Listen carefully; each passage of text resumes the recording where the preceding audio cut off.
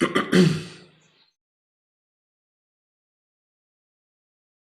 good morning, everyone. Welcome to Satsang. Let's make some silence first.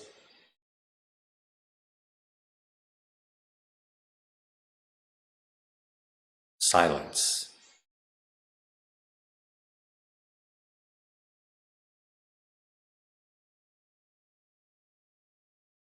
The most precious.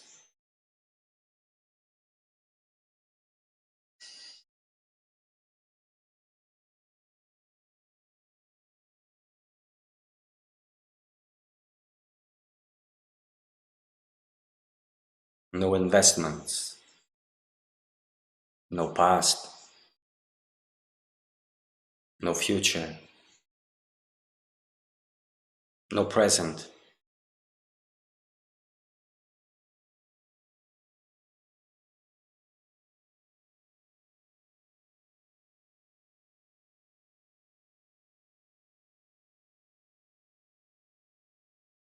Abstracting myself from the character's story. Remaining untouched by it.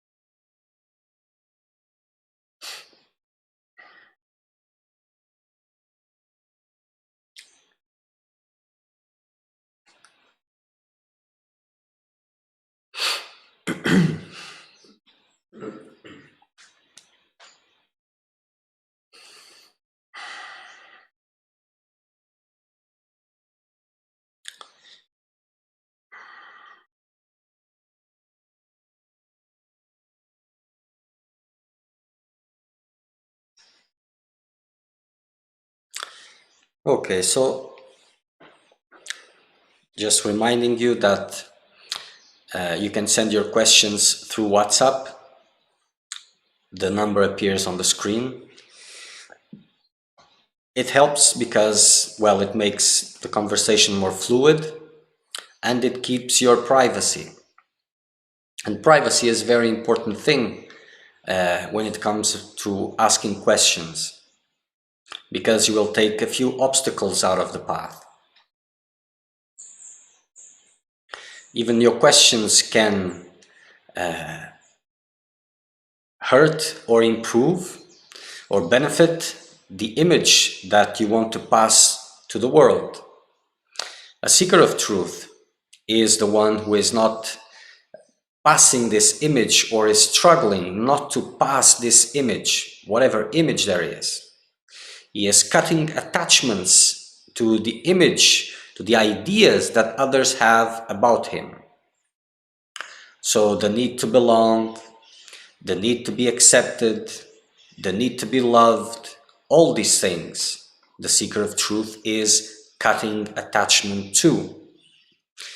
And this is very important, and it's very intense and very difficult.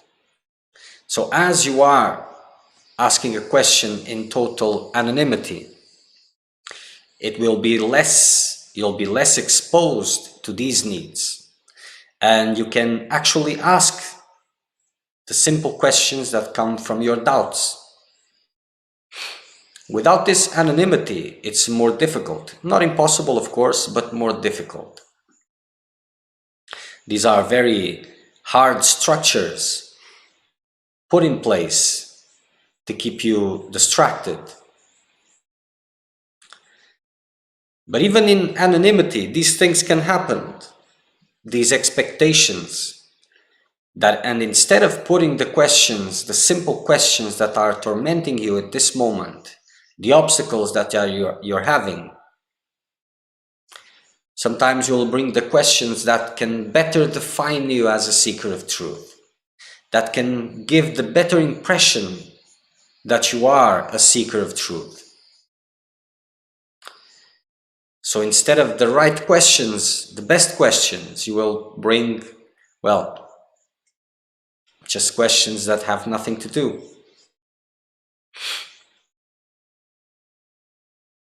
And asking a question is the first step. Then waiting for the answer is the next one.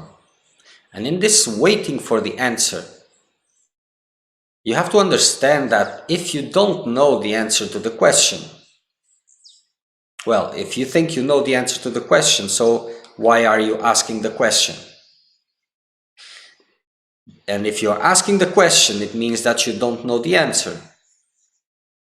So again, the same exercise. Receiving the answer with gratefulness, with openness, and then reflecting a lot, pondering on the answer. And you have to detach yourself again from the need that you have into how will you be seen with your question. Because if you're waiting for some kind of approval, many questions are just about approval. To be approved, to receive the feedback that yes, you're on the right track. But what is the purpose of that question, of that answer? If you don't know who you are, that means things are not the way you imagine it to be. And if you're asking the questions but not open to receive the answer, so what will be the purpose then? And it's very difficult to see things because of these dependencies on the image that you expect the world to have from you. And as you depend on these images, it will be very difficult for you to access what really is. You will not want to see it. You don't want to see it like that. Because eventually, if you don't want others to see it, you will not want to see it also.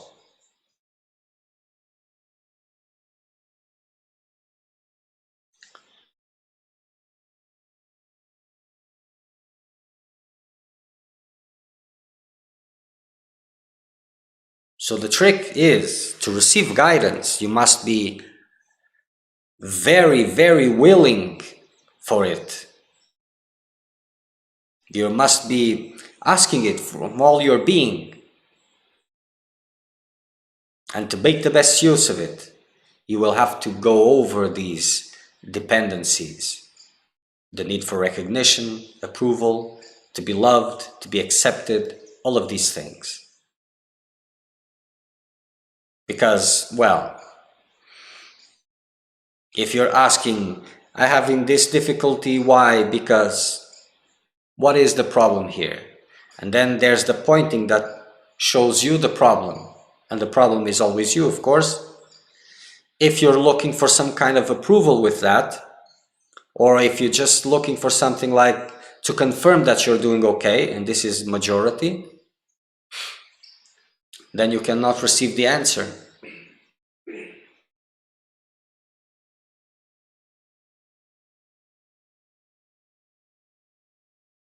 Okay.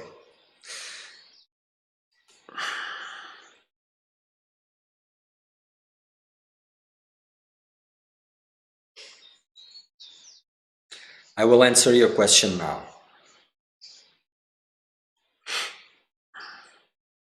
Sometimes meditation releases a wave of strong suffering emotions in the body. Yes. In addition to that, the self-honesty gained by the meditation and the desire for freedom break the ego defenses. So seeing all day long my ego reflexes to protect itself or to manipulate others to receive love and hurt.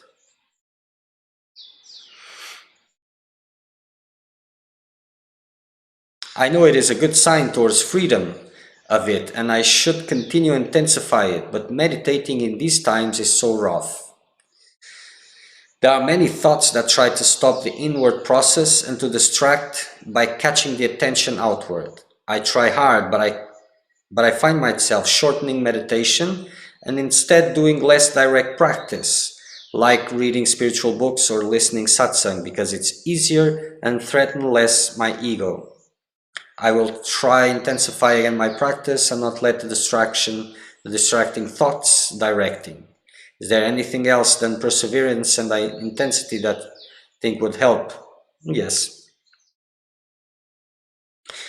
Okay, so this is a good question because it is a fruit of work.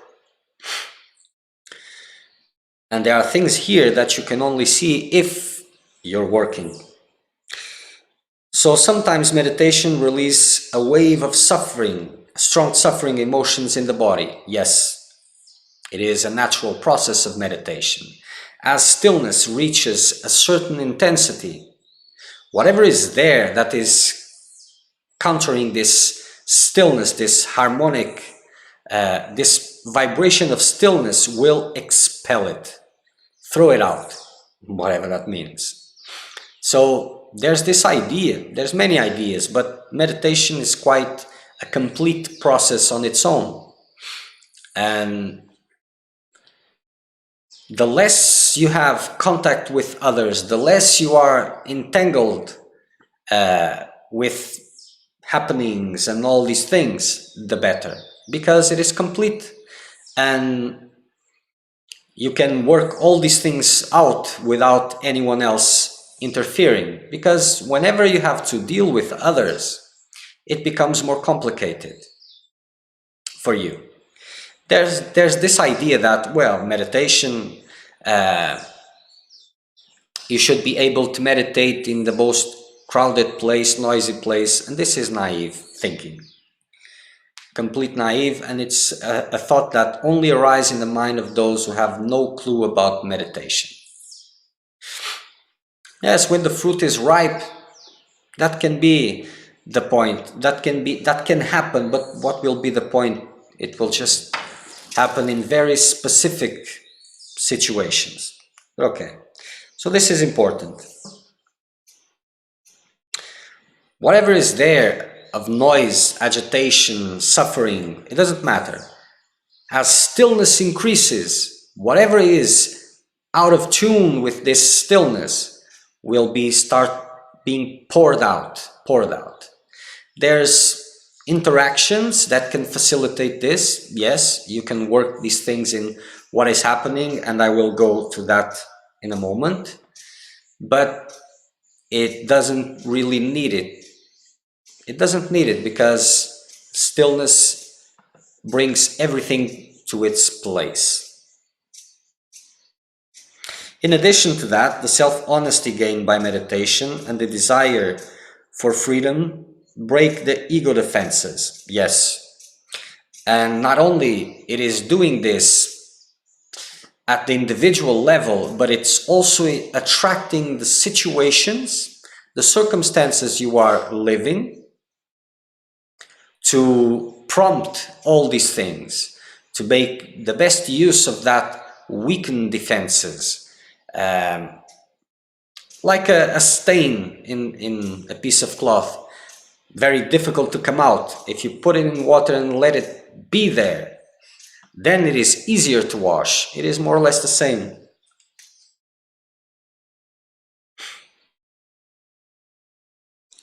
So seeing all day long my ego reflexes to protect itself or try to manipulate others to receive love and hurt a lot. Yes. So this is the daily activities of the individual. Whatever he is doing, he is working primarily for these things, about gaining, about acceptance, about love, about all of these things. And this is countering your meditation. It is countering that work, almost fell down, that work which is being made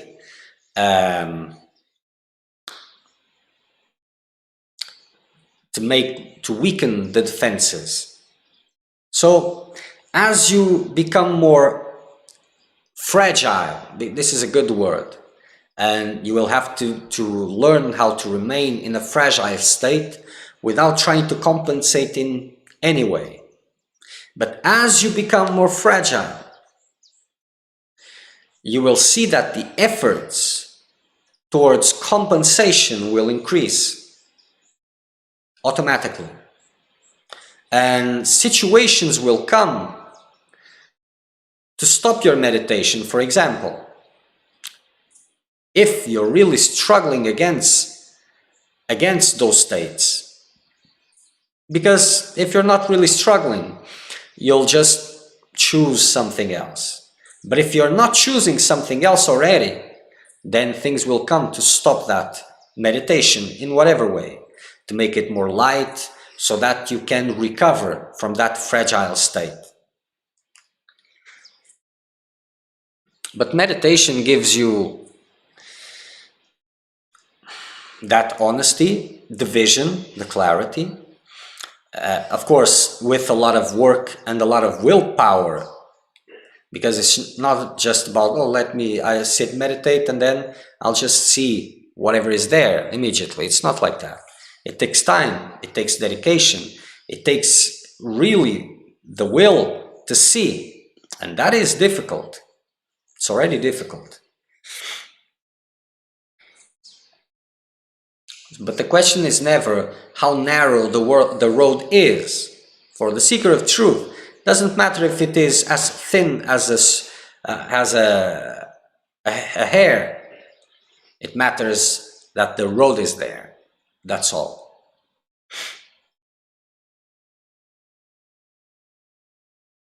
So I'm using this question also to clarify a lot of things for you that have done the question, others that are listening. Then I will go to the question itself.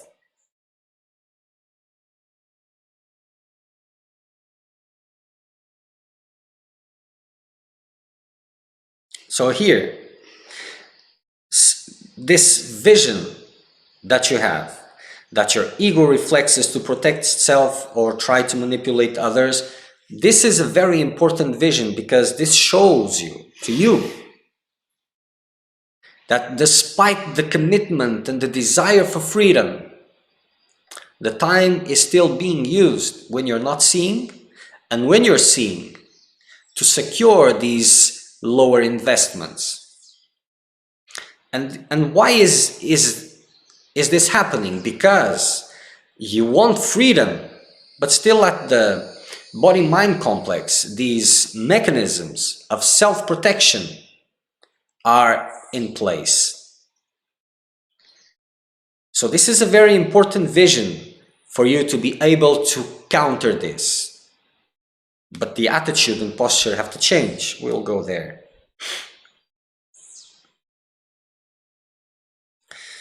But meditating in these times is so rough. Yes. There are many thoughts that try to stop the inward process and to distract by catching the attention outward, like I said.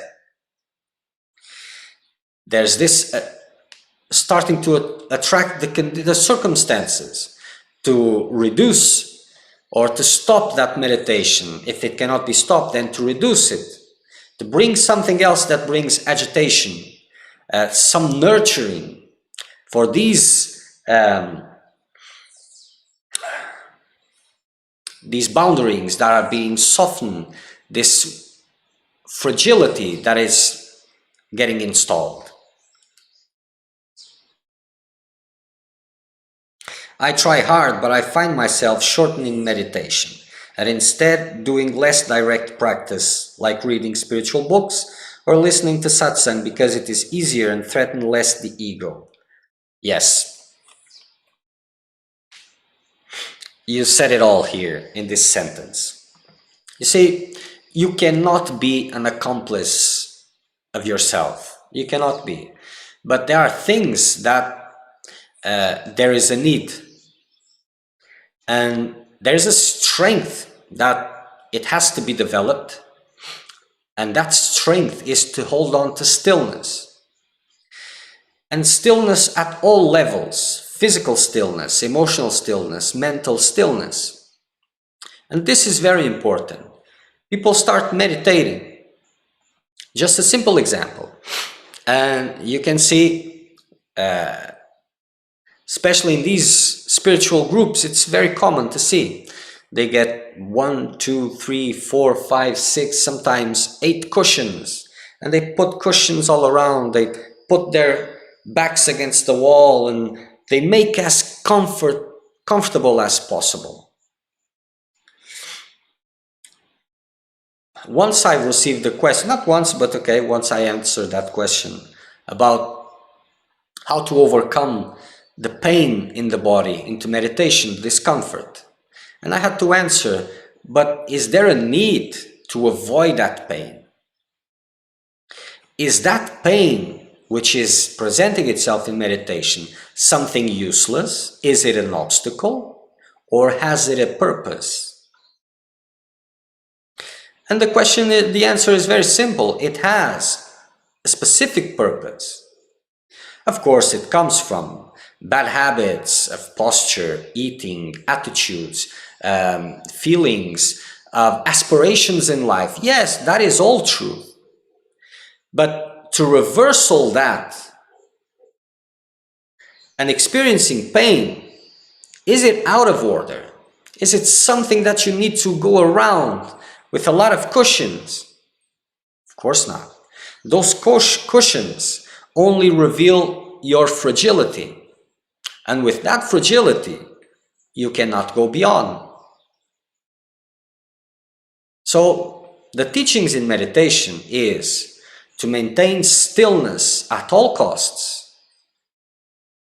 Well, now I'm remembering there's a lot of teachings, and these days it's the opposite of this. But keep this in mind. Maintaining stillness, physical stillness at all costs. As long as you can. And then if you have to move, you will move very slowly without breaking up your meditation. You'll relieve that for 30 seconds and you will come back to the posture again. And you learn to live with that discomfort, to be in the presence of that discomfort. And you will see that your sitting times will increase. If you persist, it will increase. And if you're really, really stubborn, then you will see that that pain can even disappear, just like that.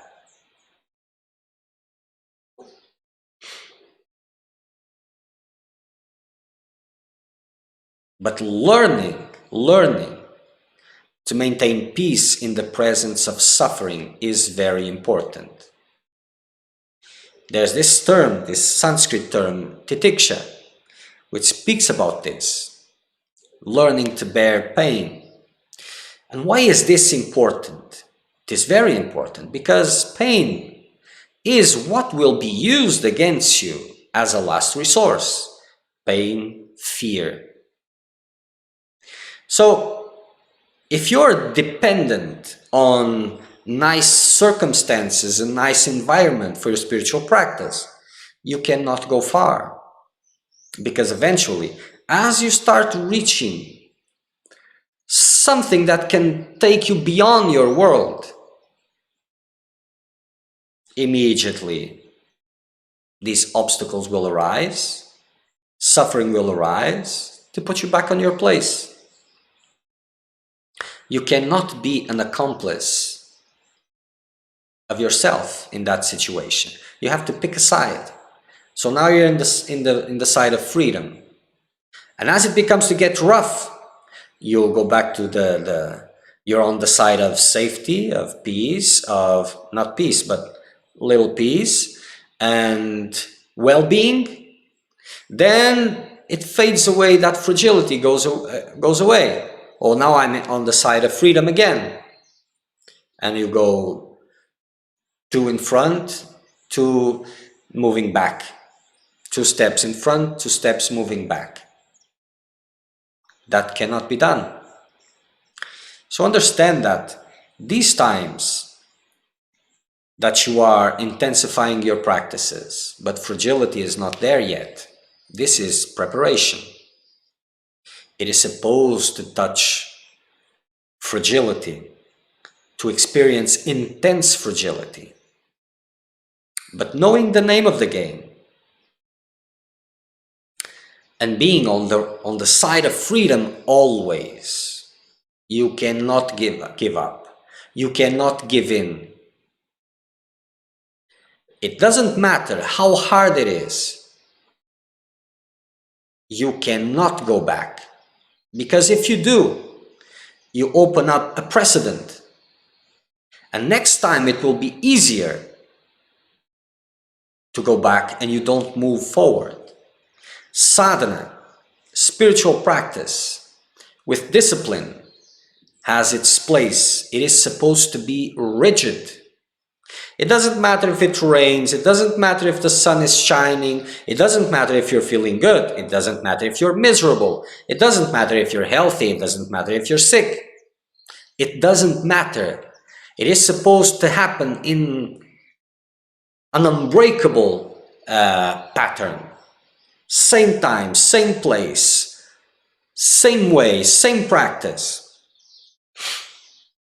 With discipline, with intent, with strong determination. And why is that?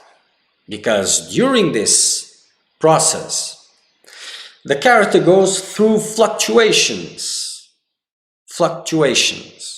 As fragility arises, it fluctuates. His will starts to decrease. His needs to compensate increase, so he wants to talk more, eat more, distract with this, with that, see more people, and reduce that timing there. This cannot happen. And if you're always on the side of freedom, you will see this. Because you have seen it many times, you know how it works, how it starts and how it ends.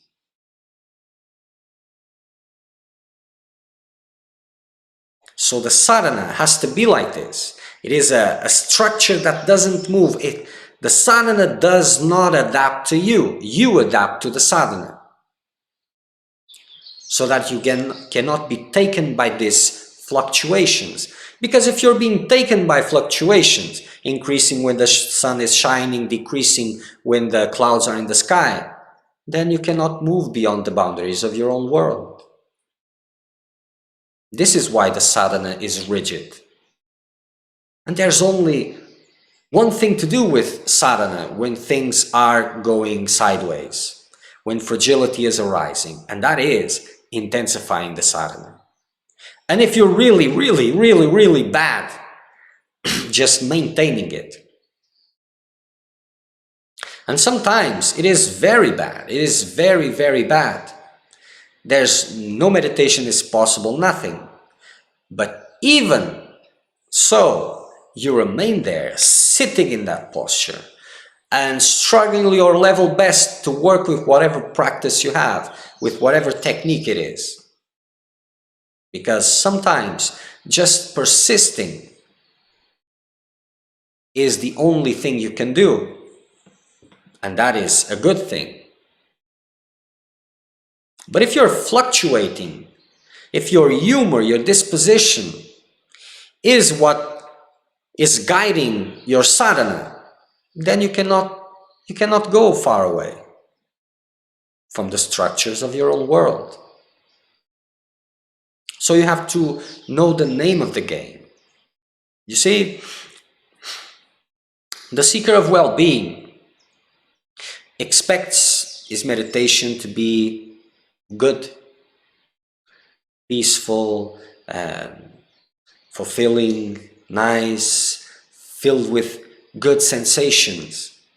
The seeker of truth waits for chaos to arrive. He knows that he doesn't know who he is, so chaos is there. And as he increases stillness, he knows that chaos will emerge, will arise, to be released. Like these waves of suffering that the question started with. It is a natural process. And it is important for you not be dealing with others, because you will divert this to others, project onto others, onto dual relations, and you'll create more confusion. If you're not doing this, then these waves of chaos will arise and go away, emptying the stock of suffering.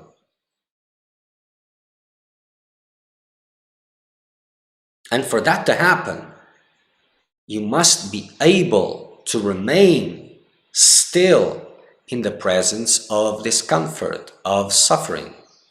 So this physical discomfort in meditation, it's the first step of preparation, training you, strengthening you to be able to sustain stillness in the presence of emotional, mental suffering. And it's very deep. Sometimes it's like someone is staring you from inside. It is very hard, but still, it's not impossible to bear. And the more you practice the right things, the more you practice the right attitude and the right mindset, the easier it becomes. And as you learn to observe all these things, you will reach a point that you will be experiencing that pain, like more or less half of you. A part of you is experiencing that in its fullness, at all levels. And there's a part of you that is detached. So you're feeling it and not at the same time. And this is the right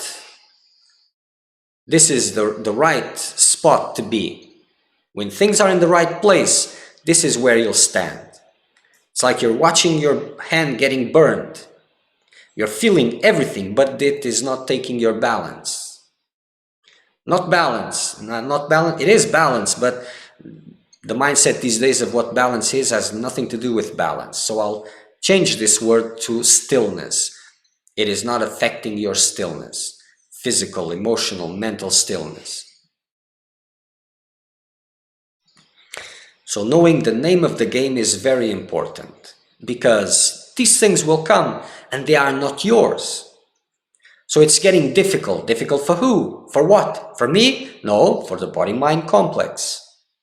So let it hold. Take it more. The sadhana cannot be broken. It cannot change because of humors. It has to persist in a rigid way so that it can take you, it can drive you safely through these ups and downs.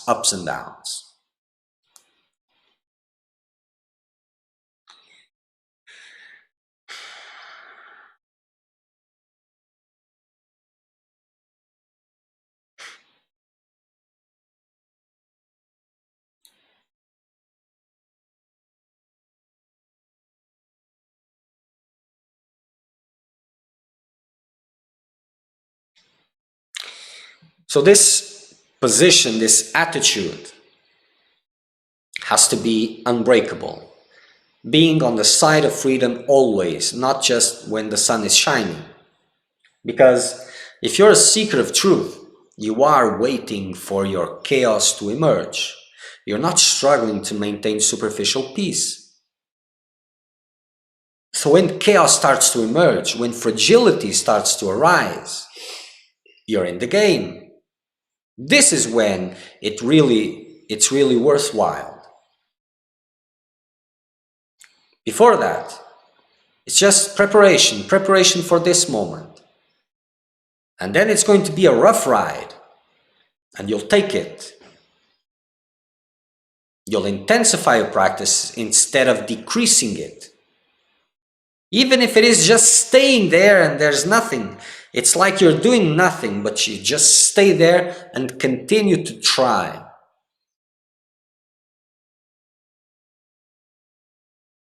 Because when this fragility comes, you know that you react in certain ways.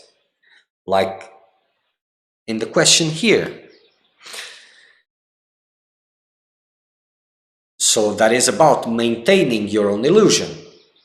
And you know how it happens. You know how it goes, for those who have been observing. You cannot be an accomplice of that.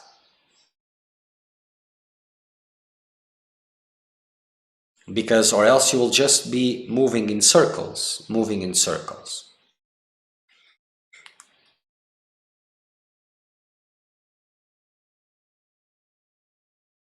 Perseverance. It moves beyond this persisting with the practices or the quest for truth. It is about standing on the side of truth always. And that is, when things get rough, you don't give in. You don't make it lighter or easier. Because when things are really intense, it's like you're trying to break the barrier, like the atmosphere, for example, to go out of space. So you'll have to break that barrier. And so it is with suffering. If you maintain, you go through, you reach another level of stillness. A deeper, because you have released a part of chaos. But when it reaches that level, if you give in, you start to lick your wounds and try to find something to make it easier, reducing the intensity of meditation, you are still trapped in the same circle. It's like you're moving in circles, just in circles like this. And another example should be about a rising spiral, where you find yourself in a similar circle, but it's not in the same place. It is different. It is more subtle. It's completely different. Those who have seen that, for example, what was normal previously, the environment, relationships, reactions to others, to circumstances. When they reach a different level of consciousness, they will see more or less the same circumstances, but their reactions are different. So this is another level of the spiral. And if they fall from there, they will see that the old patterns will become normal again. So this is about vibration. And using this spiral example, at each level of the spiral is a different vibration, a more subtle one, more subtle. But that's a different subject.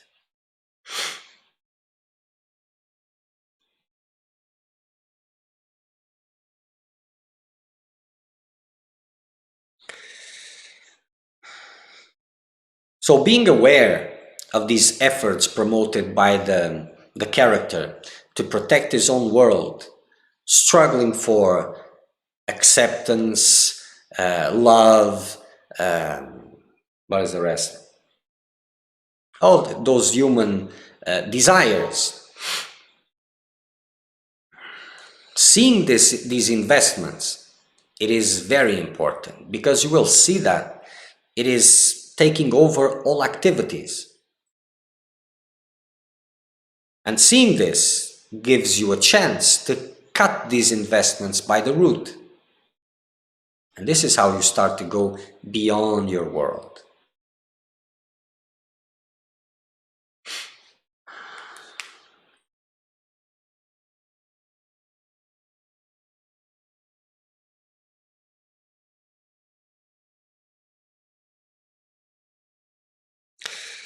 Okay, Ashok, meditation is the process to love God, nature, and to love all beings and non-beings, for example, human beings, birds, animals, plants, rivers, oceans, hills, earth, water, fire, spirits, air, sky, sun, moon, stars, means love all. Start meditation today, you won't believe.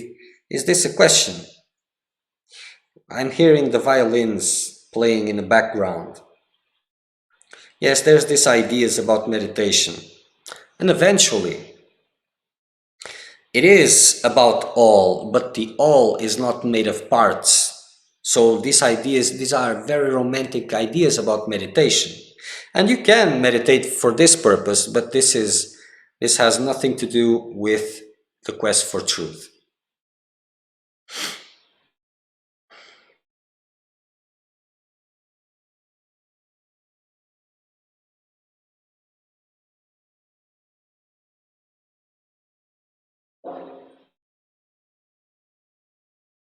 Nothing greater than God's love in this world. Yes, it is true.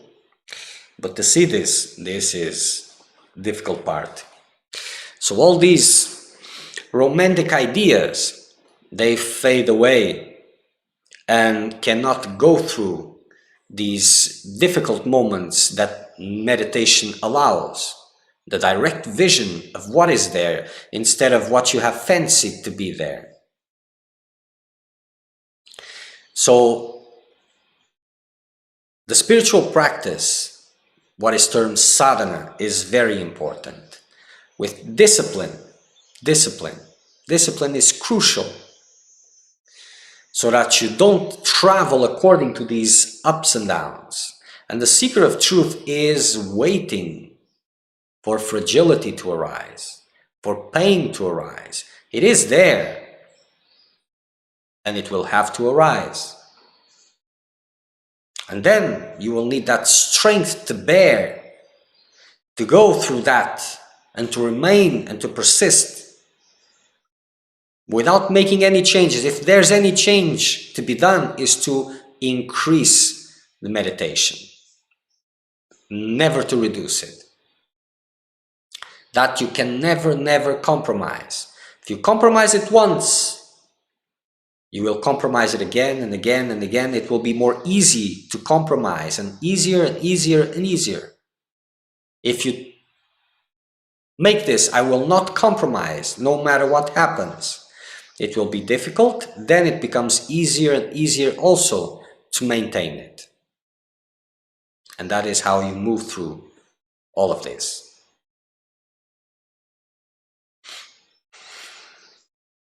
You cannot play two games at the same time. This has to be your mental attitude. If you're in the side of freedom, you're always in the side of freedom.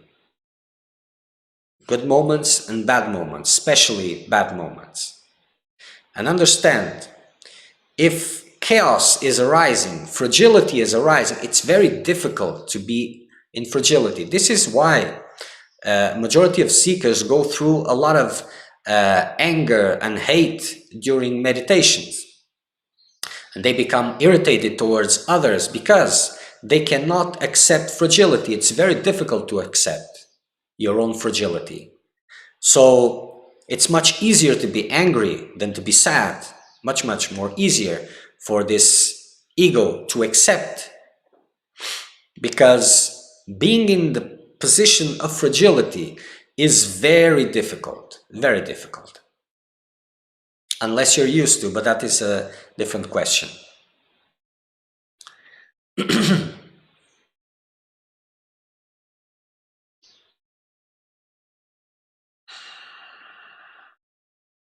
So if you're just imagining that spiritual practices is about feeling good, feeling in love, in harmony, in tune, that is the end of it. Not the beginning, no. Not the middle of it, no. Just the end.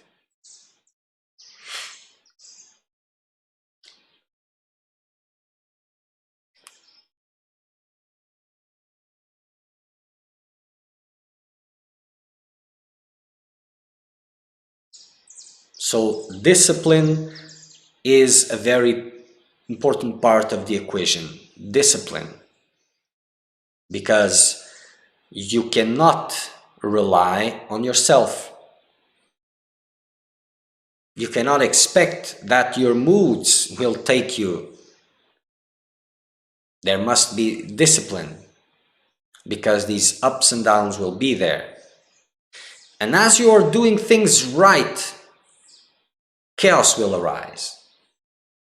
And it will arise to make you stop with what you are doing right. This is where you have to persist.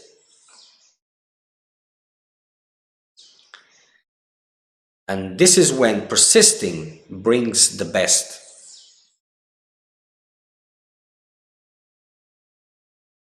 Or else you're just more or less wasting time, wasting time, wasting time. 2 steps forward, 2 steps backward, 2 steps forward, 2 steps backward. And that is just remaining at the same place. So the vision is very important, and it's very difficult to get these visions, like these ones that are in this question. They are the product of sincere work. But then you have to do something constructive with that vision. That also is difficult. And this is why it needs so big, it needs a very big focus. It needs complete attention to it. Because putting things in the right place, it's crucial. And it's very difficult if you're dividing your attention with other things.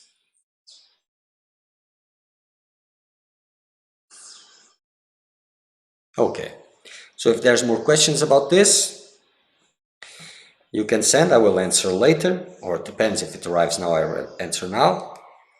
And next satsang will be Saturday. Saturday, 9 o'clock in the morning, Brazilian time, UTC -3. Till then, reflect about it, make your time count, make it real for you. Much.